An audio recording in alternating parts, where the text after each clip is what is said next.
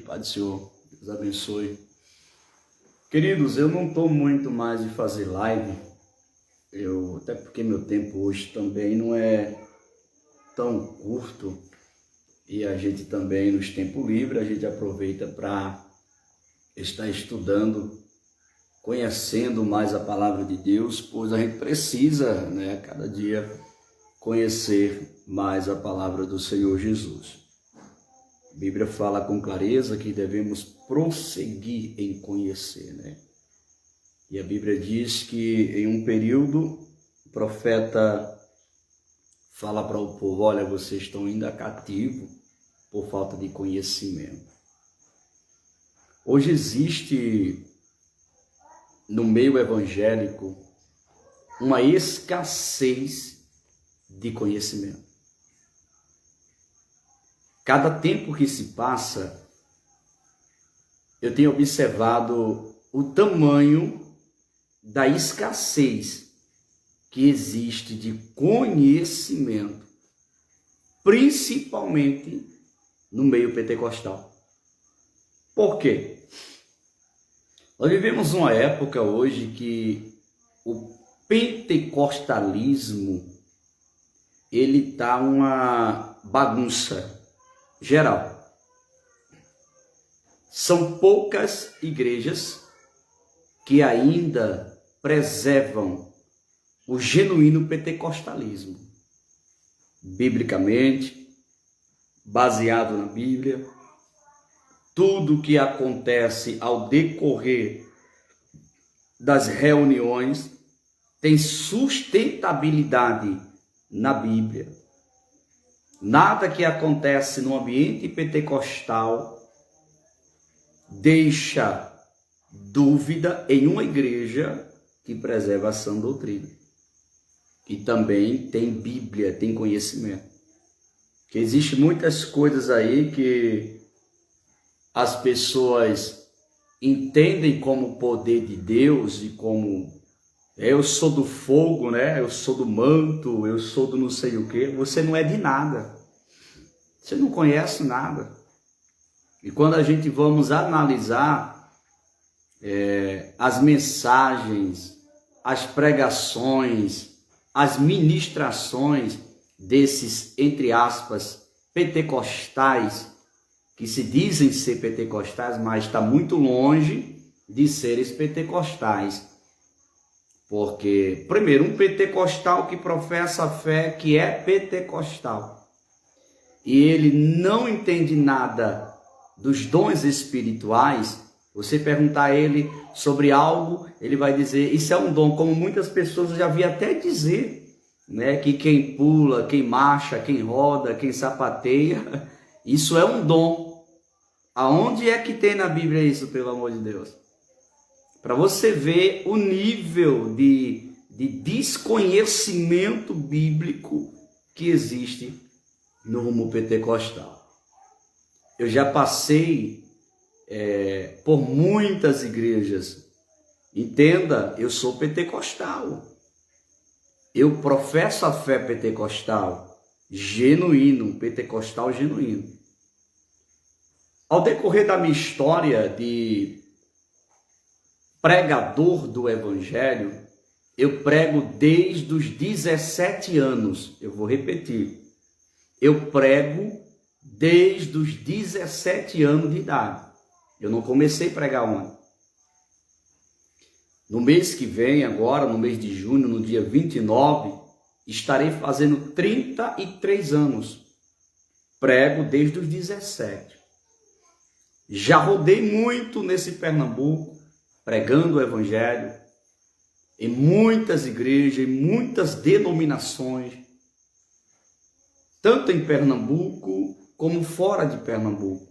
Alguns estados fora, como São Paulo, Rio de Janeiro, Minas Gerais, Bahia, o Ceará, inclusive, estive pregando, como muitos dos meus amigos sabem, no segundo maior congresso de missões do Brasil, que é os Militantes Missionários. E dentro dessa trajetória de ministrações e de convites que a gente tem pregado nas igrejas, querido, deixa eu dizer uma coisa para vocês. me fez crescer muito. Em quê? Em ver o quanto eu necessitava de me aprofundar nas Escrituras Sagradas. O quanto eu precisava conhecer mais a palavra de Deus. Por isso que hoje eu vou abrir um parênteses aqui. Não sei se todos vão conseguir me entender o que eu quero falar. Eu vou entrar na palavra, estou apenas interagindo com vocês antes de entrar no assunto que eu quero passar para vocês. Mas veja só, por que que eu parei? Alguém me perguntou esses dias aí e mandou uma mensagem e disse: Pastor Jailson, por que o senhor parou? Por que o senhor parou da área da itinerância?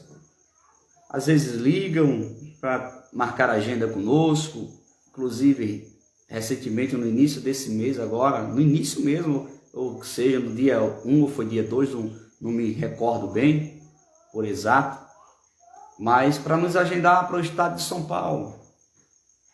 E eu, com toda a educação, pastor, não estou mais atendendo a agenda, eu não tenho mais, realmente eu não estou mais com tempo. Raramente hoje, os meus amigos vão me verem pregando em qualquer outra igreja. Raramente. Vão ver, mas vai ser raro.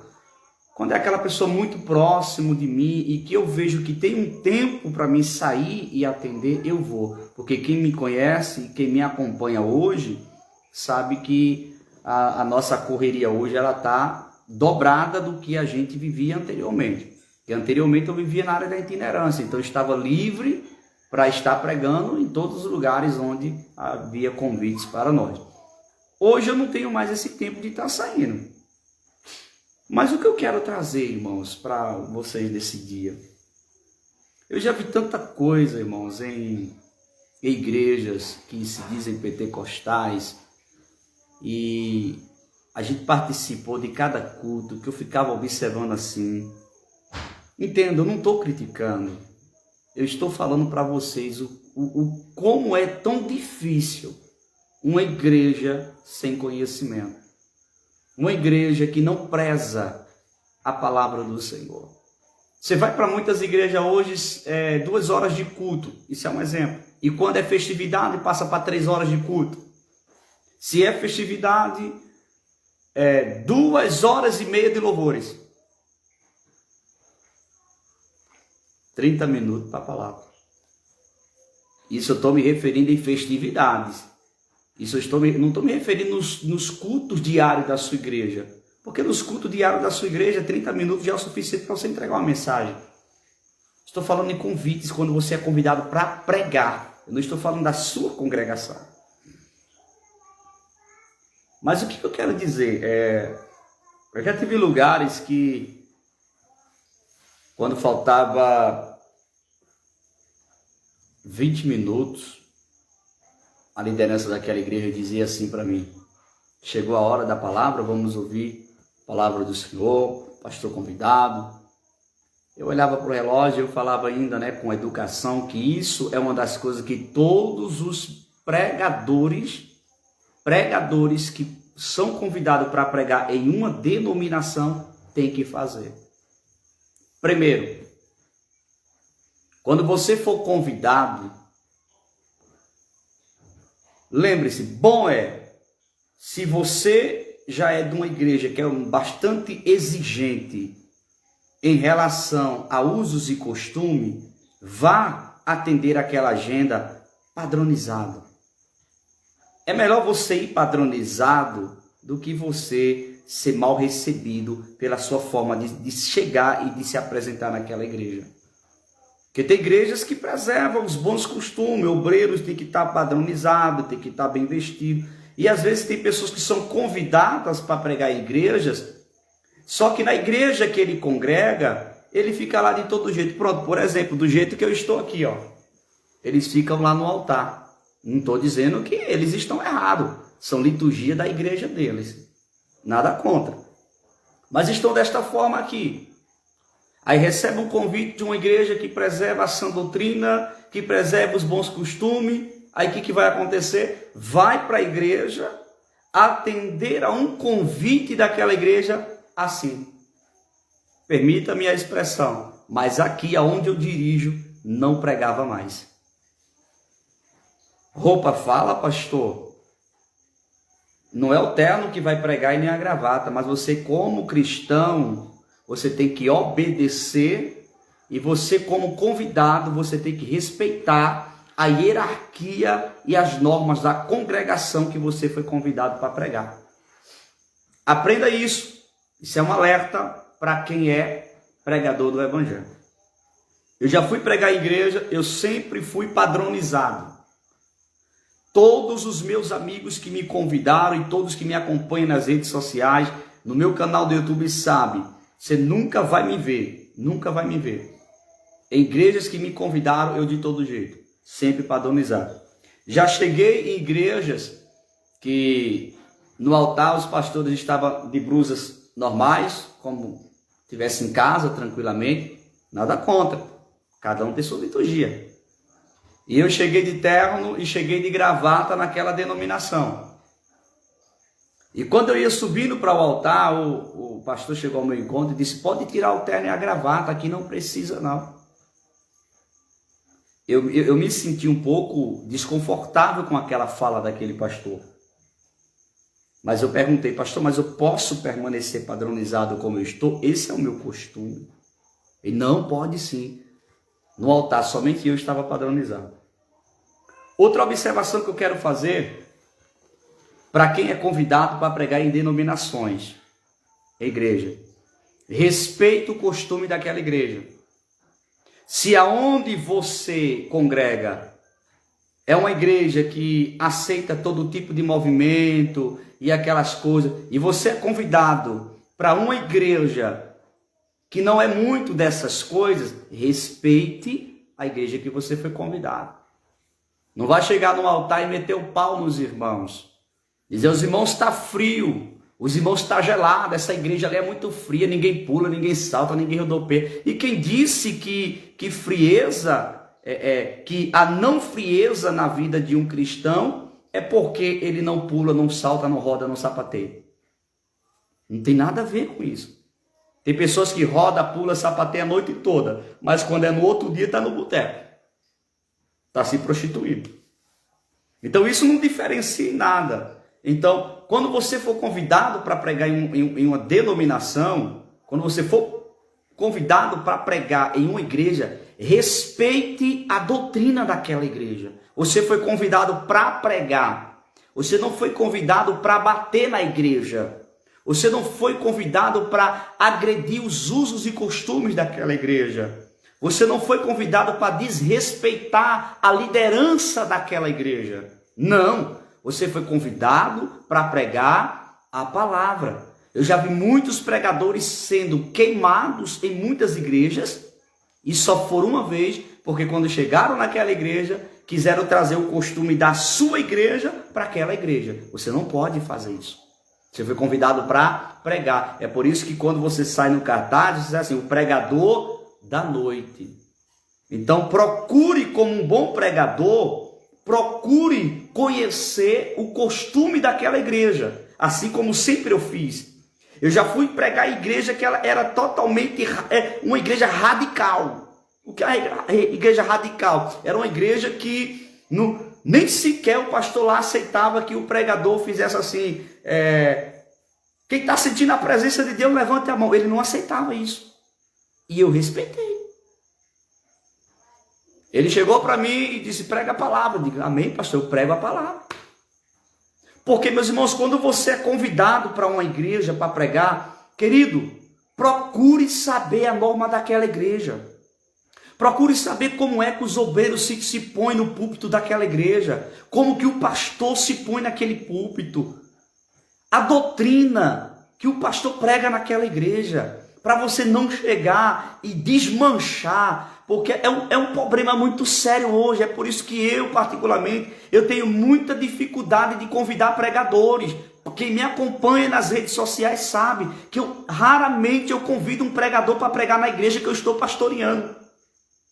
Porque às vezes o obreiro, o pregador vem e se eu não fizer um movimento lá, eu não preguei.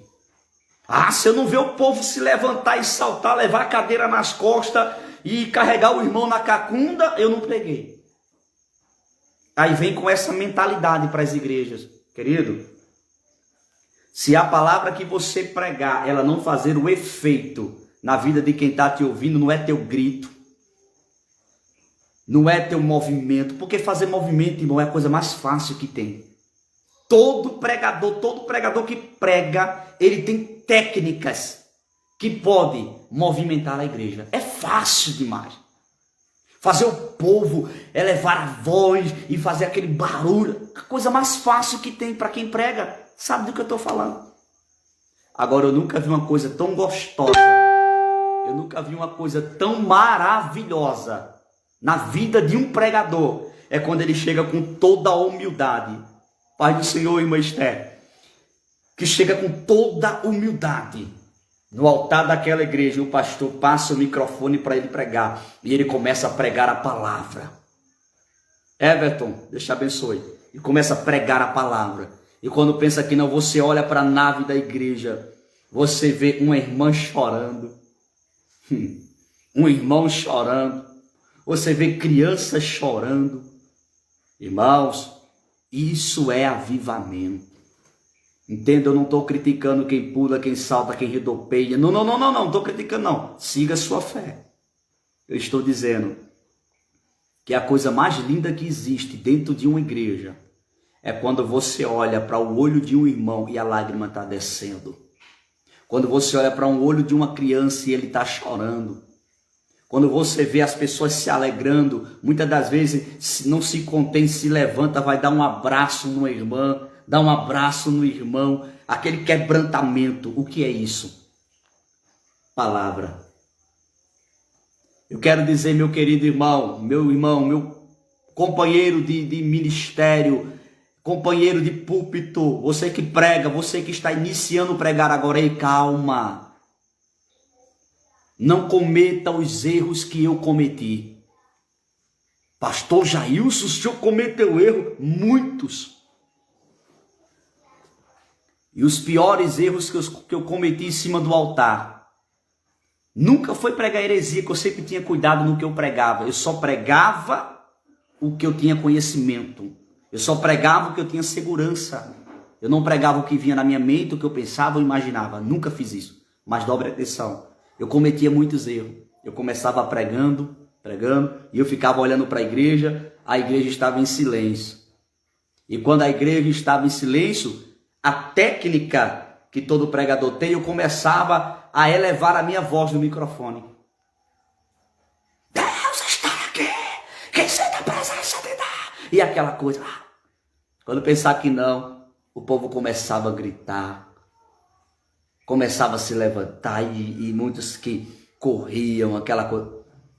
E quando terminava o culto, muitas das vezes eu chegava para alguém que se levantou, que correu, que marchou, que pulou. Entende, irmão? Não estou criticando, não me entenda, por favor. Eu sou pentecostal. Mas sabe o que acontecia? Eu chegava para aquela pessoa e falava, ó, o que foi que você entendeu da palavra? Ah, pastor, entendi nada. Entendi nada, pastor. Não, você não entendeu nada do que eu falei. Não, mas foi muito forte, pastor. E o Espírito de Deus começou a cobrar de mim. Por quê? Porque eu estava levando o povo para o emocionalismo e não para a realidade. Irmãos, nada melhor do que você ouvir uma palavra bem pregada. Uma palavra com segurança. Aí termina o culto, você sai com aquela palavra na mente e chega em casa dizendo, meu Deus, que palavra. É a mesma coisa quando você vai para um restaurante e você pede uma pizza e aquela pizza está tão boa, você come ela, você chega em casa sentindo o gosto na boca. Mesma coisa é uma palavra bem aplicada. Você vai para casa com sede de ouvir mais. Você diz, meu Deus, se aquele pregador, se aquele pastor pregasse mais 5 horas de relógio, eu não saía do lugar. Porque que palavra tão maravilhosa. A minha oração é que Deus traga o genuíno avivamento para as igrejas brasileiras. Que todas as lideranças de igreja, ela volte à raiz. Volta ao princípio. Porque quando uma igreja, ela preserva a raiz, ela continua na raiz, ela continua preservando a sã doutrina, sabe o que acontece? Não precisa fazer esforço. O pregador que está pregando não precisa fazer esforço nenhum. O pastor, quando estiver pregando, estiver ensinando, ele não precisa fazer esforço nenhum. Voluntariamente a igreja glorifica a Deus. Voluntariamente o Espírito de Deus começa a invadir a vida da igreja. Voluntariamente o Espírito Santo começa a entregar dons espirituais, começa a batizar com o Espírito Santo na igreja. Não precisa. Mas sabe qual é o erro, meus irmãos? De muitas lideranças de igreja hoje, eu preciso falar isso aqui. Eu estou te orientando e eu sei que muitos amigos meus que vão me ouvir depois pelo canal do YouTube vai glorificar a Deus por essa palavra e essa orientação. Sabe qual é o nosso erro hoje, irmão, de liderança de igreja? É querer dizer, não, nós estamos no tempo da modernidade. Ei, não há pecado a igreja ser moderna, não. Por exemplo, eu estou falando aqui agora, você está me ouvindo da sua casa, isso é modernidade. A igreja, ela pode ser moderna, agora ela não pode ser mundana. O problema de muitas lideranças é que às vezes para tentar segurar jovens na igreja, para tentar segurar crentes na igreja, começa a trazer exemplo do mundo. Louvorzão gospel, carnaval gospel, reuniões gospels, e esses gospels que eu estou falando é trazendo a imitação do mundo para dentro da igreja, para tentar segurar o povo. Não. Ó, Sadraque, Mesaque e Abednego, que receberam esse nome depois que chegaram na Babilônia, mas é Ananias, Misael e Azarias e Daniel. Ei, eles não precisaram imitar a Babilônia, mas eles se preservaram dentro da Babilônia, e a preservação deles dentro da Babilônia mudou a vida de muitos que estavam ali, inclusive do rei. Porque a gente não precisa imitar, o mundo tem que imitar a igreja, mas a igreja não pode imitar o mundo. Sabe o erro de muitos pastores hoje? Principalmente quando se torna tempo de festividade. É festividade de ala feminina, é festividade de jovem, é festividade de varões. Não, nós temos que trazer um pregador que quebra tudo. Vá quebrar na sua casa. Aqui não. Aqui não é lugar de ninguém quebrar nada. Aqui é lugar de reconstruir. Aqui é lugar de reconstrução. Mas de quebrar não.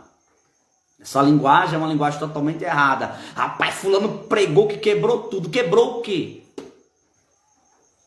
Agora eu digo que a pessoa pregou de verdade é quando a pessoa prega a palavra de Deus e às vezes a pessoa estava cometendo alguma coisa errônea e de repente quando termina o culto ou no outro dia procura o pastor. Pastor, aquela palavra que o pastor pregou, que o pregador pregou me confrontou. Pastor, eu estava fazendo isso. Eu preciso mudar isso. Isso sim é restauração. Você não precisa quebrar nada. Tem que pregar uma palavra que traga restauração para a igreja. Que traga verdadeiramente avivamento. E o erro de muitos pastores é isso. Aí começa a pesquisar nas redes sociais. Aí procura aquele pregador que mais grita. Aquele pregador que mais faz movimento na igreja. Aí traz para o congresso.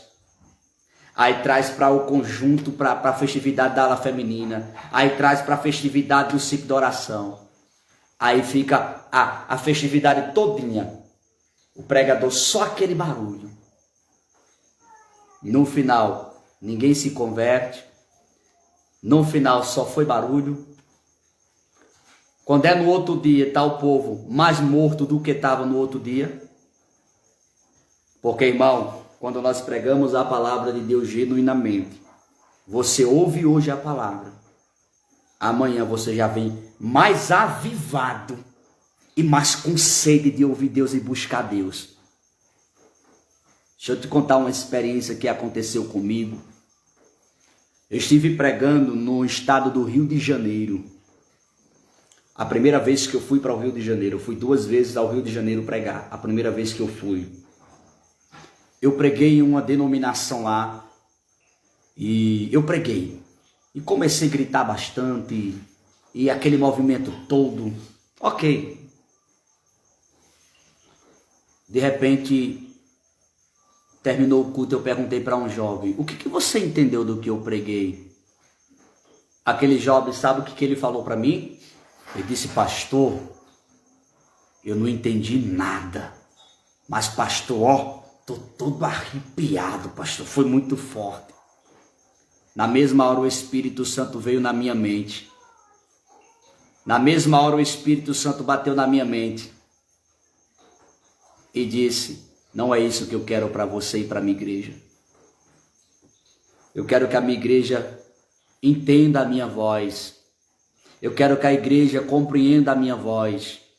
Eu quero que a igreja dê crédito à minha voz. Deixa eu te dizer uma coisa.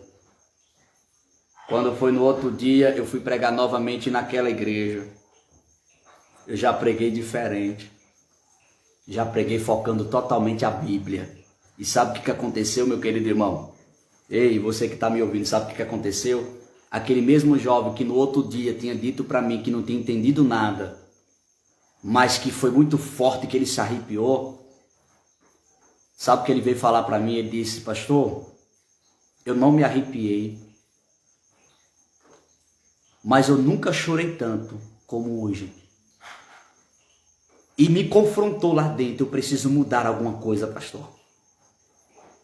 E eu quero conhecer mais, ou seja, a palavra que eu preguei naquela noite ativou um desejo naquele jovem de conhecer mais a Deus, de buscar mais a Deus. Ou seja, veio para a vida dele naquela noite um genuíno avivamento. Meu querido, você que dirige igreja, você que é pastor de igreja, não cometa esses erros. Quando você for convidar alguém para pregar na igreja que você, pelo amor de Deus, examine quem você vai pregar, vai convidar para pregar. Eu te peço, tenha dó da noiva do Cordeiro, tenha dó da igreja. Saiba quem você vai convidar para pregar. Porque muitas das vezes as irmãs lutam tanto para organizar uma festividade. Os irmãos lutam tanto para organizar uma festividade.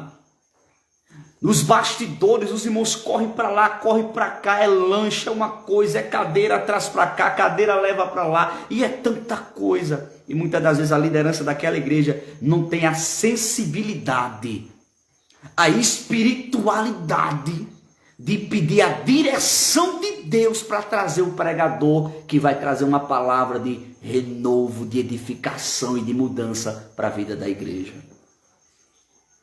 Tenha muito cuidado. Perceba, eu estou com a Bíblia aberta aqui.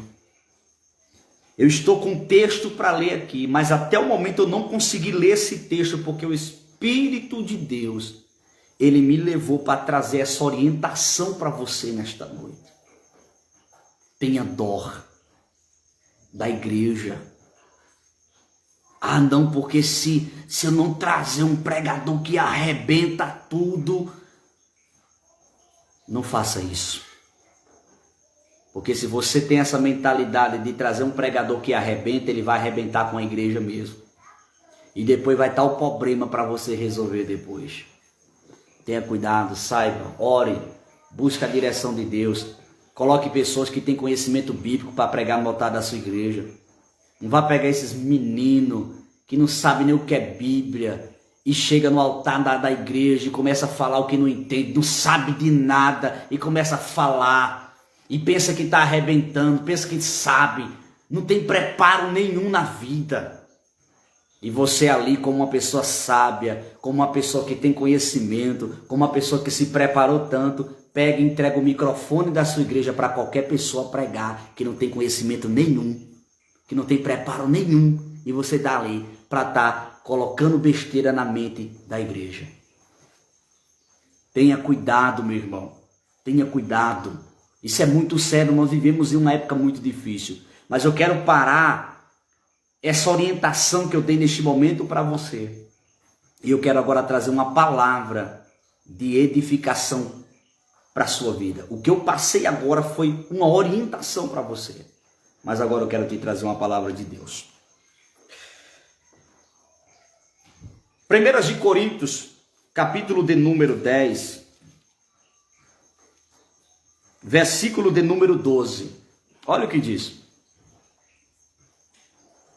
Aquele, pois, que cuida está em pé, olhe que não caia. Dobre atenção. Se você está de pé, cuidado para você não cair. Dobre atenção. Existe um texto bíblico que eu quero ler aqui para vocês, que está em Eclesiastes capítulo 4. Primeiro você viu a referência que lemos agora, se tu estás de pé, olhe e cuide para que não caias. Eclesiastes capítulo 4 vai nos trazer uma observação tremenda. E se você puder abrir a sua Bíblia, mesmo aí na sua casa, seria muito bom, porque você iria entender o que eu quero passar para você nesse exato momento agora, tá certo? Eclesiastes capítulo 4, versículo a partir do 9, nós estaremos lendo. Olha o que diz a Bíblia, a partir do 9. Melhor é serem dois do que um, porque tem melhor paga do seu trabalho. Porque se um cair, o outro levanta o seu companheiro. Mas ai do que estiver só, pois caindo não haverá outro que o levante. Primeiro nós lemos a referência de 1 de Coríntios, onde falou a respeito, se tu estás de pé, olhe e cuide para que não caias. Aqui está falando um ponto muito básico e simples de você entender. Porque se um cair, está falando se um cair, não está falando dois. Porque se um cair, o outro levanta o seu companheiro. Queridos, quando a Bíblia fala se tu estás de pé, está no singular. Olhe e cuide para que não caias. O texto de Eclesiastes, você vai entender, eu estou resumindo aqui para você entender. Eclesiastes 3, a partir do 9, vai falar a respeito de dois. Se um cair, o outro que está em pé vai levantar aquele que caiu. Agora, se um cai e o outro cai com ele também, nenhum dos dois se levanta. Então entenda, se alguém caiu e você está de pé, você tem que ajudar aquele que caiu a se levantar e não cair junto com ele. Porque como é que aquele que caiu vai se levantar se você cai junto? Então, se alguém caiu, você tem que permanecer de pé, intercedendo, orando e buscando para que aquele que caiu se levante. Mas se você cai no mesmo caminho, se você cai no mesmo buraco que aquela pessoa caiu, não tem como se levantar nenhum dos dois. Você entendeu?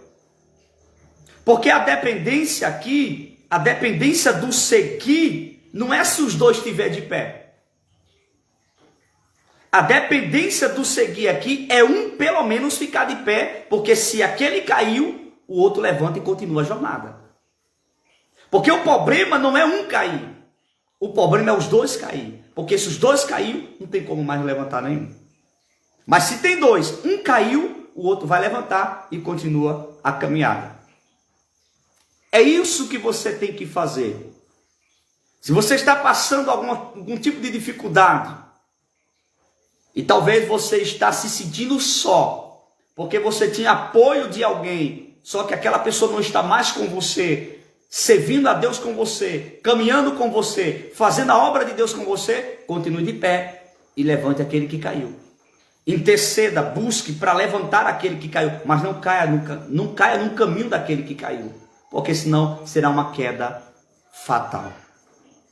É isso que nós temos que entender. Agora, vamos observar um cuidado que Jesus sempre teve em Marcos 6, 7. Marcos 6, 7, Evangelho de Marcos,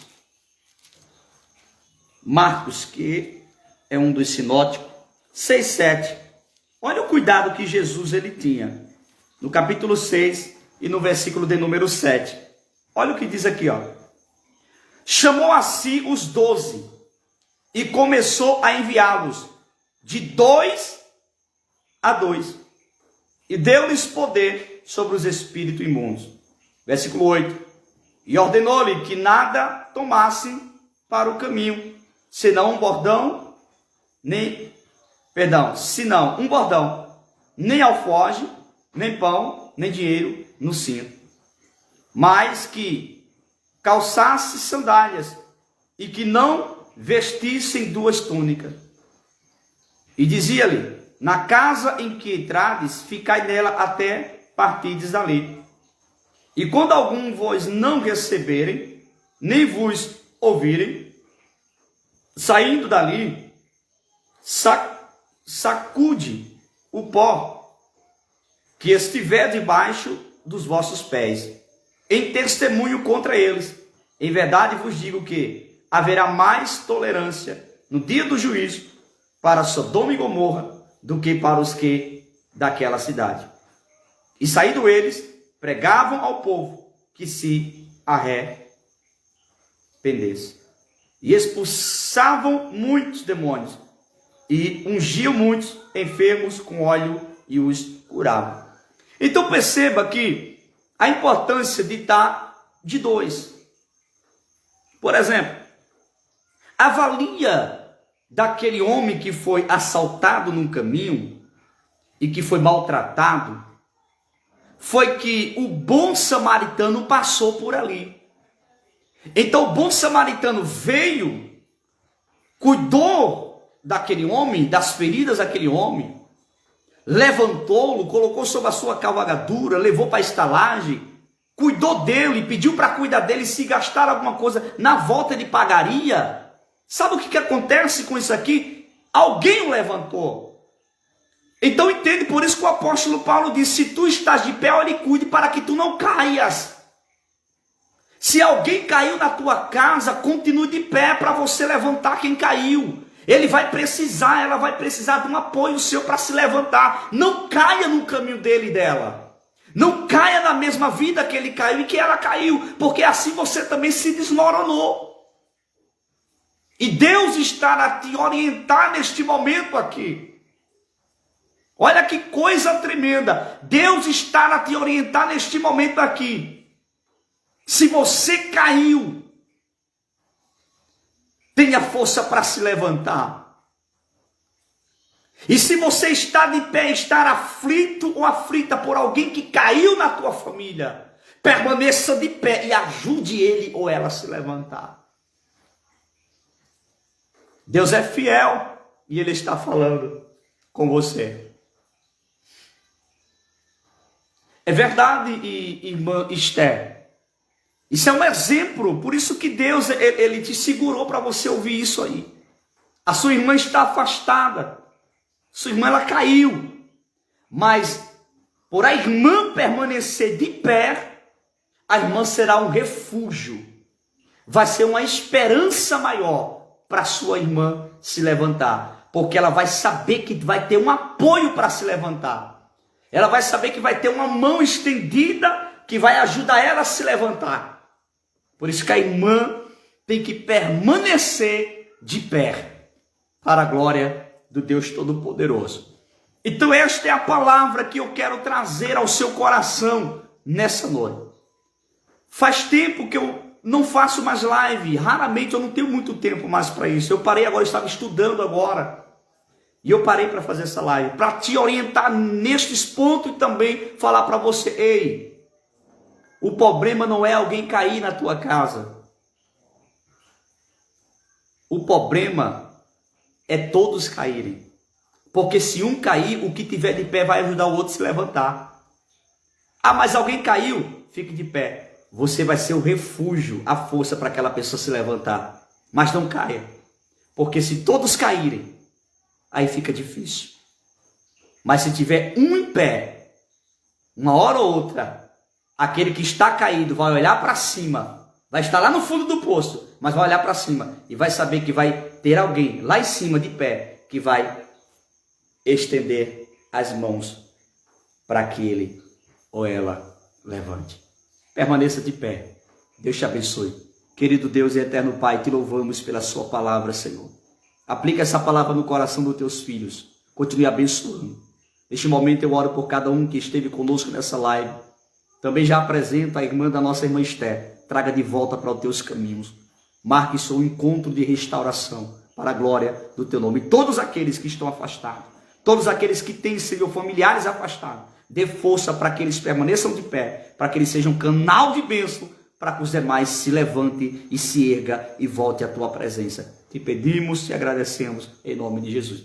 Deus te abençoe.